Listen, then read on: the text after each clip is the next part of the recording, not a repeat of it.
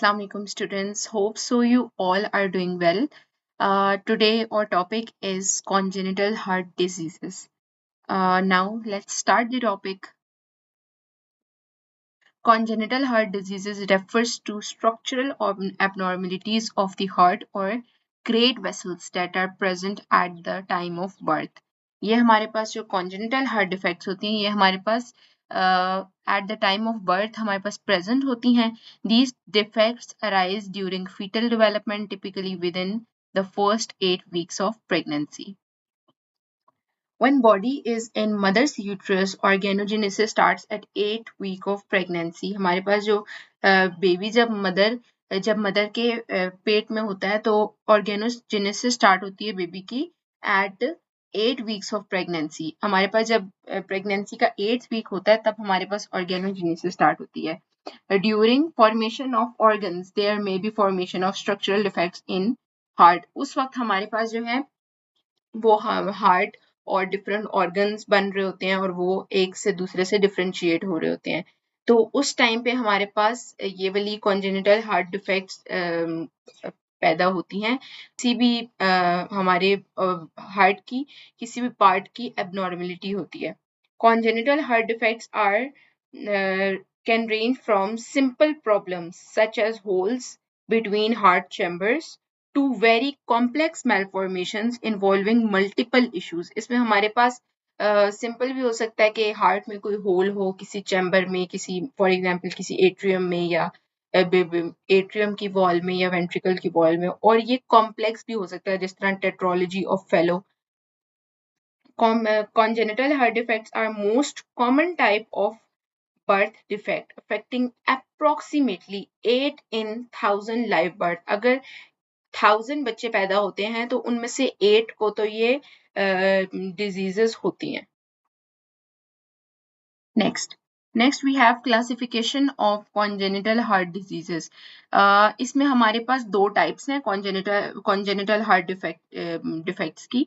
First is acyanotic congenital heart defect and the other is cyanotic congenital heart defect.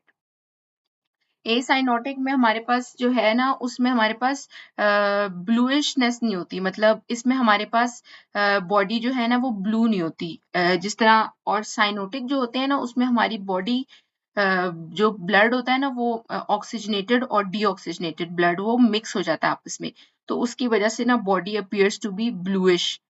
और इसमें हमारे पास जो है जिस तरह यहाँ पे हमारे पास जो एसाइनोटिक कॉन्जेनिटल हार्ट डिफेक्ट्स होते हैं उसमें हमारे पास दो टाइप्स आ जाती हैं. एक होती है left to right shunts and the obstructive lesion. इसमें हमारे पास दो टाइप्स आ जाती हैं. और अब हम आते हैं साइनोटिक कॉन्जेनिटल हार्ट डिफेक्ट के पास. तो इसमें हमारे पास जो है दोनों ब्लड्स मिक्स हो जाते हैं, लेकिन दूसरे में ऐसा नहीं होता. इसमें हमारे पास ब्लड मिक्स हो जाता है और जो है राइट टू लेफ्ट शंटिंग होती है. इसमें हमारे पास एक टाइप है राइट टू लेफ्ट शंट्स. तो फर्स्ट पे हम लोग देखते हैं एसाइनोटिक कॉन्जेनिटल हार्ट डिफेक्ट्स को. एसाइनोटिक कॉन्जेनिटल हार्ट डिफेक्ट्स जो होते हैं उसमें हमारे पास ब्लड की मिक्सिंग नहीं होती और इसमें डिस्कलरेशन भी नहीं होती ब्लड की. Acyanotic CHD involve abnormal blood flow patterns that lead to increased blood flow to the lungs or the body. जो सारे कॉन्जेनिटल हार्ट डिफेक्ट्स होते हैं उसमें हमारे पास एसाइनोटिक जो है वो 70 to 80% होती है. नेक्स्ट इसमें हमारे पास आती है left to right shunt and obstructive lesion. इसमें हमारे पास दो आती हैं टाइप्स. तो सबसे पहले हमारे पास आता है एट्रियल सेप्टल डिफेक्ट. यहाँ पे जो हमारे पास दो एट्रियम है, एट्रियम के बीच में हमारे पास एक सेप्टम प्रेजेंट होती है. उसमें अगर हमारे पास कोई डिफेक्ट होगा या कोई मतलब वॉल प्रेजेंट नहीं होगी या कोई उसमें डिफेक्ट होगा तो हम उसे कहेंगे एट्रियल सेप्टल डिफेक्ट. देन हमारे पास आती है वेंट्रिकुलर सेप्टल डिफेक्ट. ये हमारे पास दो वेंट्रिकल्स हैं, उनके बीच में एक वेंट्रिकुलर सेप्टम प्रेजेंट है. तो अगर उसमें हमारे पास कोई डिफेक्ट होगा या वॉल प्रेजेंट नहीं होगी, कोई होल प्रेजेंट होगा तो हम उसे कहेंगे ventricular septal defect. These both are same, atrial septal defect and ventricular septal defect. Then हमारे पास आती है patent ductus arteriosus. जब कोई जो बेबी है वो मदर की वॉम में होता है उसमें हमारे पास जो है मतलब एओर्टा और जो पल्मोनरी आर्टरी है वो दोनों डिफरेंशिएट नहीं होती, उनके बीच में एक कैनाल प्रेजेंट होता है जो एओर्टा और पल्मोनरी आर्टरी को आपस में कनेक्ट करता है। तो उससे हमारे पास पल्मोनरी आर्टरी से डायरेक्ट ब्लड एओर्टा में चला जाता है, क्योंकि उसमें हमारे पास जो लंग होती हैं वो फंक्शनल नहीं होती, तो वो इधर से ब्लड आके डायरेक्ट एओर्टा में चला जाता है और देन पूरी बॉडी में चला जाता है। तो हमारे पास जैसे ही जो बेबी की बर्थ होती है तो हमारे पास जो है वो लंग्स जो है एक्टिवेट हो जाते हैं, यहाँ से जो है होल यहाँ पे जो कैनाल होता है वो खत्म हो जाता है और जो दोनों है वो दोनों एओर्टा और पल्मोनरी आर्टरी डिफरेंशिएट हो जाते हैं। तो फिर क्योंकि लंग्स जो है यहाँ पे हमारे पास फंक्शनल हो जाते हैं, तो यहाँ पे अगर जो बेबी की बर्थ है उसके बाद भी यहाँ पे कैनाल प्रेजेंट रहे और ये दोनों कनेक्टेड रहें तो उसको हम लोग कहेंगे पेटेंट डक्टस आर्टेरियोसिस। फिर हमारे पास आता है एट्रियो वेंट्रिकुलर सेप्टल डिफेक्ट। इसमें जो है हमारे पास इस जगह पे होल प्रेजेंट होता है जो कि एट्रिया और सेप्टम की जो एट्रिया और वेंट्रिकुलर सेप्टम के बीच में यहाँ पे होल प्रेजेंट होता है, जिससे हमारे पास जो है वो एट्रिया और वेंट्रिकुलर का जो ब्लड है ब्लड फ्लो वो डिस्टर्ब हो जाता है, तो इसको हम लोग कहेंगे atrio ventricular septal defect. Then हमारे पास आती है ऑब्स्ट्रक्टिव फ्लो वाली कैटेगरी, उसमें हमारे पास आती है coarctation of aorta, pulmonary stenosis and aortic stenosis. Coarctation of aorta को फर्स्ट हम डिस्कस करते हैं, तो उसमें हमारे पास narrowing of aorta most commonly occurring just beyond the left subclavian vein. हमारे पास यहाँ से जो है एओर्टा इस जगह से वो कॉन्स्ट्रिक्ट हो जाती है, मतलब वहां से ब्लड फ्लो नहीं कर सकता, और ये हमारे पास होती है अप्रोक्सीमेटली 5% इन CHDs यानी कॉन्जेनिटल हार्ट डिफेक्ट्स। देन हमारे पास आती है एओर्टिक स्टीनोसिस। इसमें हमारे पास जो है एओर्टा इस जगह से कॉन्स्ट्रिक्ट हो जाती है, यहाँ से फिर यहाँ से जो है वो ब्लड फ्लो नहीं कर पाता या बहुत कम फ्लो करता है, मतलब थोड़ा थोड़ा। और pulmonary stenosis is the construction of pulmonary artery from this side. इस जगह से एओर्टिक स्टेनोसिस इस जगह पे एओर्टा की कॉन्स्ट्रिक्शन और पल्मोनरी स्टेनोसिस इस जगह पे पल्मोनरी आर्टरी की कॉन्स्ट्रिक्शन को कहते हैं।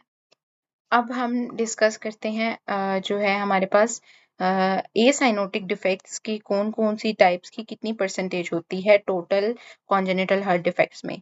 तो हमारे पास जो वेंट्रिकुलर सेप्टल डिफेक्ट है वो अप्रोक्सीमेटली 20% होता है, और जो है एट्रियल सेप्टल डिफेक्ट हमारे पास अप्रोक्सीमेटली 10% होता है, और पेटेंट डक्टस आर्टेरियोसिस हमारे पास अप्रोक्सीमेटली 10% होता है। Then we have cyanotic congenital heart defects. Cyanotic congenital heart defects हमारे पास structural heart defect होते हैं which are present from birth.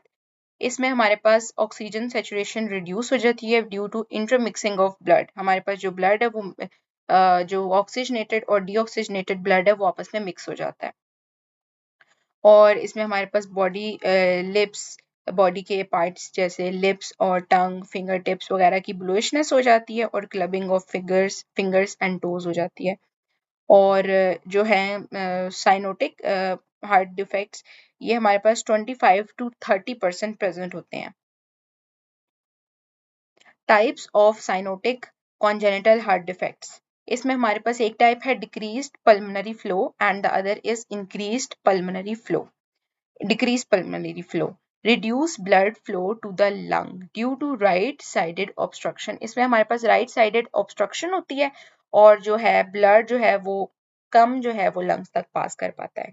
इसकी जो टाइप्स हैं वो हमारे पास है tetralogy of Fallot, pulmonary atresia, tricuspid atresia which present with sware cyanosis and hypoxic spells। तो पहले हम लोग डिस्कस करते हैं टेट्रोलॉजी ऑफ फेलो। इसमें हमारे पास जो है पहला वेंट्रिकुलर सेप्टल डिफेक्ट होता है। इसमें हमारे पास जो दो वेंट्रिकल्स प्रेजेंट होती हैं उसके बीच में जो सेप्टम होती है इसमें कोई डिफेक्ट होगा या होल प्रेजेंट होगा।